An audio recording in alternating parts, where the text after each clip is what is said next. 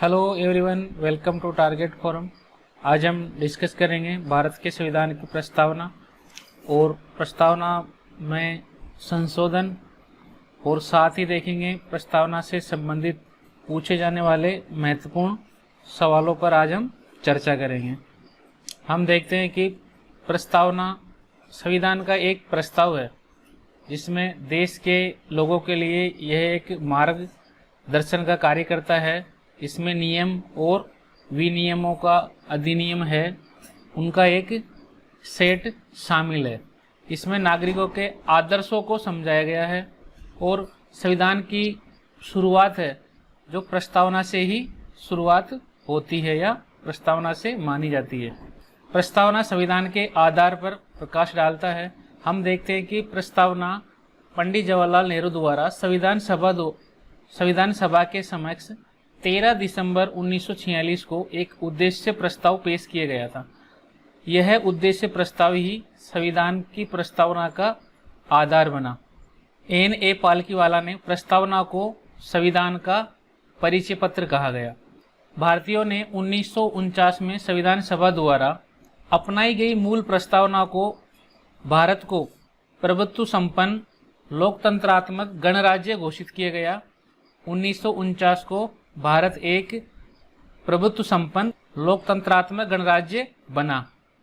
हम देखते हैं कि मूल संविधान में समाजवादी, अखंडता और पंथ निरपेक्ष शब्द नहीं थे, तो इन्हें 1976 में 42वें संविधान संशोधन के माध्यम से प्रस्तावना में जोड़े गए। अब हम प्रस्तावना को देखते हैं। तो प्रस्तावना शुरुआत होती है हम भारत के लोग। तो प्रस्तावना में हम भारत के लोगों से शुरुआत की गई है, तो हम ये कह सकते हैं कि संपूर्ण शक्ति भारत के लोगों को संविधान में दी गई है। हम यह चर्चा करेंगे कि प्रस्तावना भारत को एक संपूर्ण प्रभुत्व संपन्न समाजवादी पंथ निरपेक्ष लोकतंत्रात्मक गणराज्य बनाने की चेष्टा की गई है। समस्त नागरिकों को सामाजिक, आर्थिक और राजनीतिक न्याय प्रदान करने की कोशिश की गई है। प्रस्तावना में 3 प्रकार के न्याय की घोषणा की गई है। सामाजिक, आर्थिक, राजनीतिक न्याय। 3 प्रकार के न्याय प्रस्तावना में दिया गया है। और विचार, अभिव्यक्ति, विश्वास, धर्म और उपासना की स्वतंत्रता प्रदान की गई है।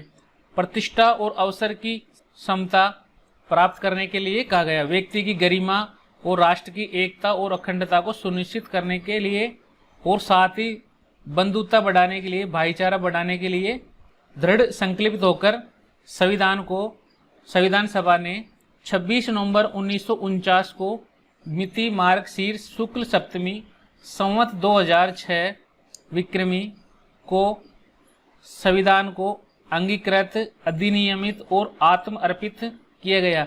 तो यहाँ हमें ध्यान रखना है कि 26 नवंबर 1949 को संविधान सभा द्वारा संविधान को अंगीकृत, अधिनियमित और आत्म अर्पित किया गया है, अपनाया गया है। इस डेट को संविधान लागू नहीं हुआ था, लागू 26 जनवरी 1950 को हुआ था।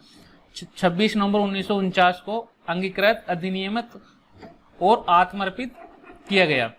हम देखेंगे कि प्रस्तावना के 4 मूल तत्व है। संविधान के प्रथम देखेंगे संविधान के अधिकार का स्रोत। तो संविधान में भारत के लोगों को संपूर्ण शक्ति दी गई है। नेक्स्ट देखते हैं कि भारत की प्रकृति कैसी है। तो भारत की प्रकृति संप्रभु, समाजवादी, धर्मनिरपेक्ष और गणतंत्र राज्य व्यवस्था वाला देश कहा गया है, बनाया गया है। संविधान के उद्देश्य है न्याय, स्वतंत्रता, समानता और बंधुत्व। ये संविधान के उद्देश्य इन्हें प्राप्त करना है। और 26 नवंबर 1949 को संविधान को अपनाया गया, अधिनियमित किया गया। यहाँ पर लागू 26 जनवरी 1950 को हुआ था। ये हमें ध्यान रखना है कि संविधान लागू कब हुआ था। तो 26 जनवरी 1950 को हुआ था और 26 नवंबर 1949 को अपनाया गया था। अब हम संविधान के मूल शब्द है उन पर हम चर्चा करेंगे। प्रथम देखते हैं संप्रभुता। संप्रभुता का अर्थ है कि भारत न तो किसी देश पर निर्भर है और न ही किसी देश के अधीन है। वह अपने आंतरिक एवं बाहरी मामलों के निस्तारण में पूर्ण रूप से स्वतंत्र है। बिना किसी बाह्य शक्ति के दबाव में भारत निर्णय नहीं ले सकता। भारत स्वतंत्र है अपने कार्य करने में। नेक्स्ट देखेंगे समाजवादी। समाजवादी 42वें संविधान संशोधन 1976 द्वारा संविधान की प्रस्तावना में जोड़ा गया।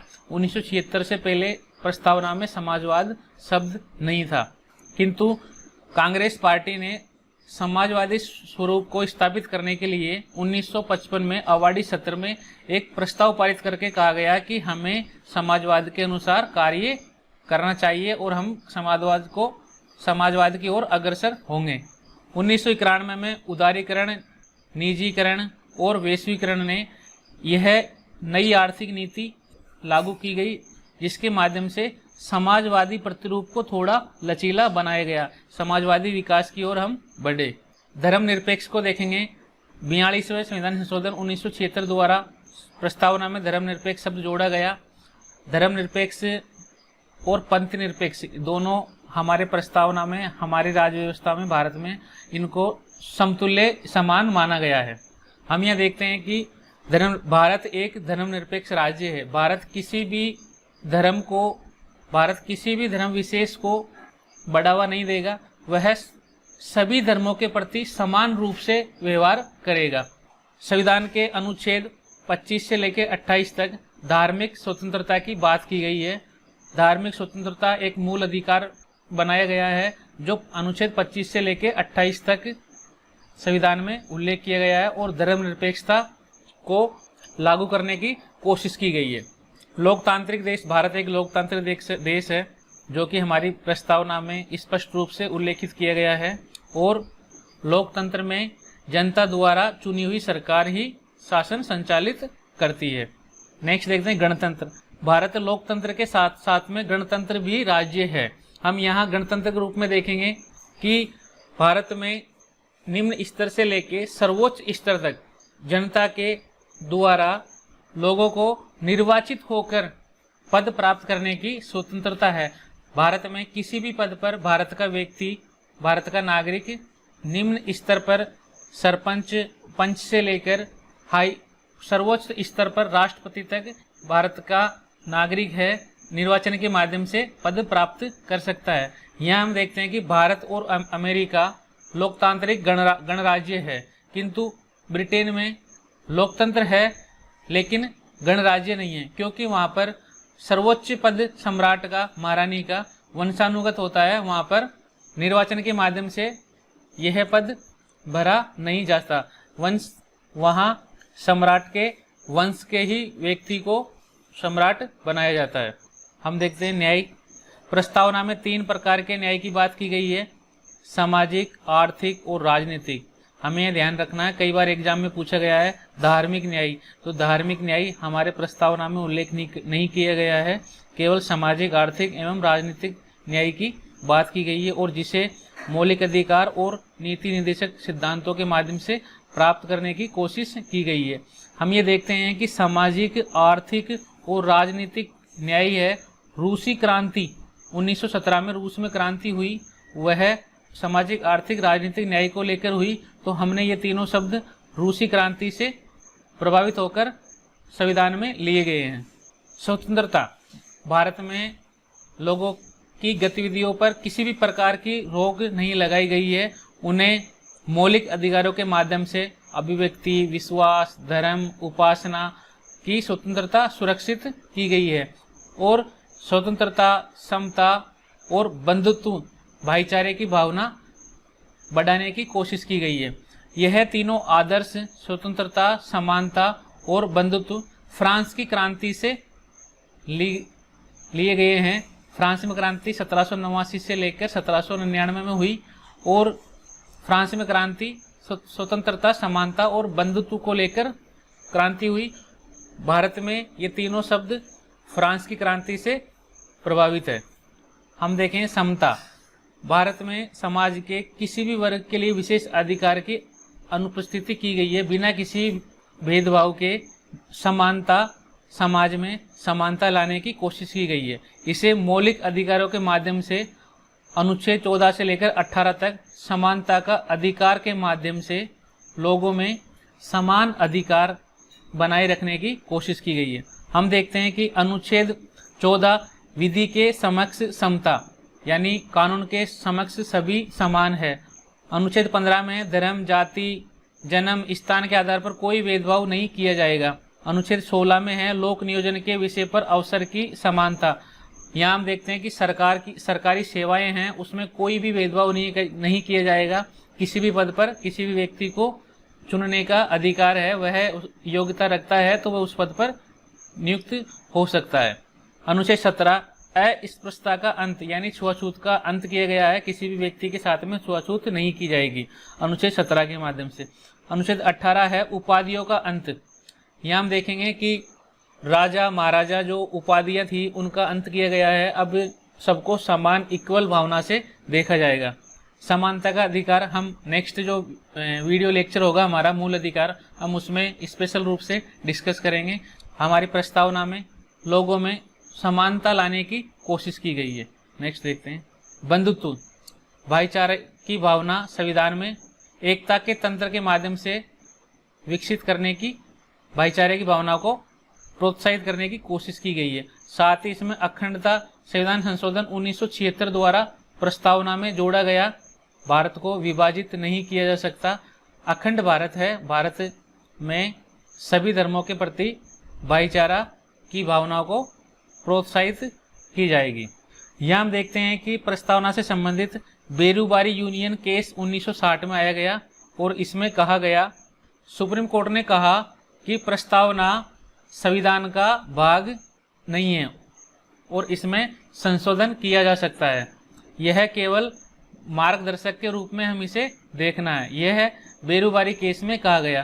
किंतु केशवानंद भारती बनाम केरल राज्य 1973 के केस में सुप्रीम कोर्ट ने बेरूबारी फैसले को बदलते हुए कहा गया कि प्रस्तावना संविधान का हिस्सा है और इसमें कहा गया कि संशोधन अनुच्छेद 368 के तहत किया जा सकता है, किंतु संविधान के मूल ढांचे को नहीं बदला जा सकता।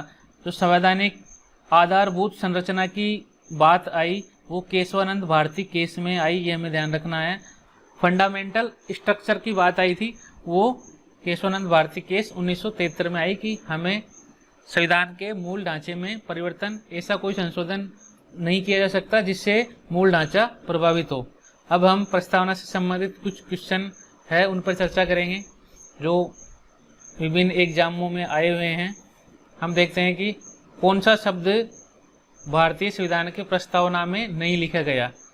तो ऑप्शन ए संप्रभु, समाजवादी, राष्ट्रनिरपेक्ष और लोकतांत्रिक। तो हमने देखा था संप्रभु, समाजवादी और लोकतांत्रिक राज्य बनाने की तो कोशिश की गई है, किंतु राष्ट्रनिरपेक्ष नहीं। इसका आंसर है सी, संविधान में पंथ निरपेक्ष की बात की गई है। नेक्स्ट देखते हैं कि निम्न में से कौन सा कथन सत्य नहीं है, इसमें गलत देखना है हमें। हम देखते हैं कि भारतीय संविधान में सामाजिक, आर्थिक और राजनीतिक न्याय को रूसी क्रांति से लिया गया है, ये बिल्कुल सही है। और 42वें संविधान संशोधन 1976 में समाजवादी, धर्मनिरपेक्ष, अखंडता शब्द को शामिल किया गया, ये भी बिल्कुल सही है। धर्मनिरपेक्ष शब्द को 42वें संविधान संशोधन 1976 में जोड़ा गया, ये भी ठीक है। आंसर है हमारा इसका गलत ए, क्योंकि भारतीय संविधान के लागू होने की तिथि 26 नवंबर 1949, ये गलत है। भारतीय संविधान लागू हुआ था 26 जनवरी 1950 को, 26 जनवरी 1950 को। हम देखेंगे संप्रभु भारत के मामले में कौन सा कथन सही नहीं है। भारत किसी भी देश पर निर्भर नहीं है, बिल्कुल सही है। भारत किसी भी देश पर निर्भर नहीं है, अपने निर्णय स्वतंत्र रूप से ले सकता है, किसी भी बाहरी देश के दबाव में वो निर्णय नहीं करेगा। भारत किसी अन्य देश का उपनिवेश नहीं है, बिल्कुल ठीक है। भारत एक संप्रभु राज्य है। भारत अपने देश का कोई भी हिस्सा किसी अन्य देश को दे सकता है, ये भी सही है। भारत संविधान संशोधन के माध्यम से कोई भी हिस्सा अन्य देश को दे सकता है और अन्य देश का हिस्से को ले भी सकता है। जैसे अभी बांग्लादेश के एन्क्लेव क्षेत्र को लेकर हुआ था संविधान संशोधन, उसमें हमने कुछ हिस्सा बांग्लादेश को दिया और कुछ हिस्सा हमने बांग्लादेश से लिया। यहाँ देखते हैं भारत अपने आंतरिक मामलों में संयुक्त राष्ट्र की बात मानने के लिए बाध्य है, तो ये बिल्कुल गलत है। भारत बाध्य नहीं है कि संयुक्त राष्ट्र की बात मानने के लिए, ये बिल्कुल गलत है, क्योंकि भारत एक संप्रभु राष्ट्र है। तो उसका आंसर गलत पूछा गया है, डी आंसर। हम देखते हैं बेरुवाड़ी मामला किस वर्ष आया। बेरुवाड़ी मामला हमने देखा था कि इसमें कहा गया था कि प्रस्तावना संविधान का भाग नहीं है, तो यह 1960 में आया। यह है नेक्स्ट है, धर्मनिरपेक्ष का सही अर्थ क्या है। हमारा आंसर है ए, सभी धर्म समान है और उन्हें सरकार का समर्थन प्राप्त है। भारत सभी धर्मों को समान रूप से बढ़ावा देगी, किसी धर्म विशेष को बढ़ावा न देकर सभी के लिए समान रूप से ध्यान रखेगी, उनका समर्थन करेगी। भारतीय संविधान में सामाजिक समता का अर्थ है। इसका आंसर है सी, समाज के किसी भी वर्ग के लिए विशेषाधिकार की अनुपस्थिति। ये कहा गया है कि समाज के किसी भी वर्ग को विशेष अधिकार नहीं दिया जाएगा। प्रस्तावना में सामाजिक समानता की बात की गई है। यह RS प्री 2012 में पूछा गया था।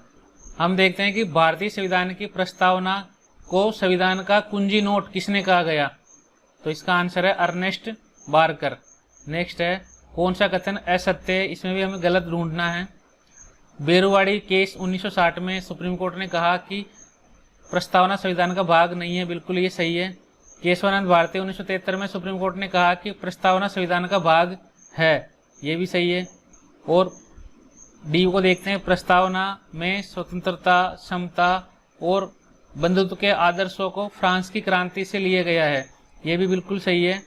अब हमने गलत पूछा गया है, तो गलत आंसर हमारा सी है।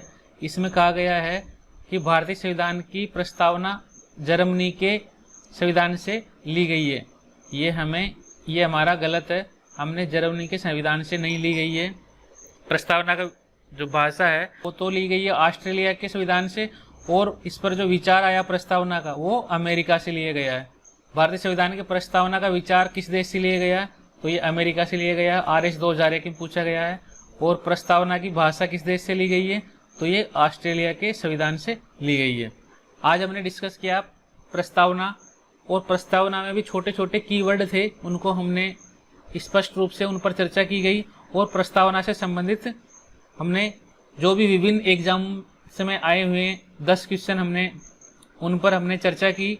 नेक्स्ट वीडियो लेक्चर में हम संविधान की ऐतिहासिक संरचना, संविधान सभा, प्रस्तावना, मूल अधिकार आदि से संबंधित महत्वपूर्ण क्वेश्चंस पर डिस्कस करेंगे। हमारे साथ बने रहने के लिए आप हमारे चैनल को लाइक और सब्सक्राइब करें, ताकि हमारे वीडियो आप तक आसानी से पहुंच सके। ओके बाय, मिलते हैं नेक्स्ट वीडियो में।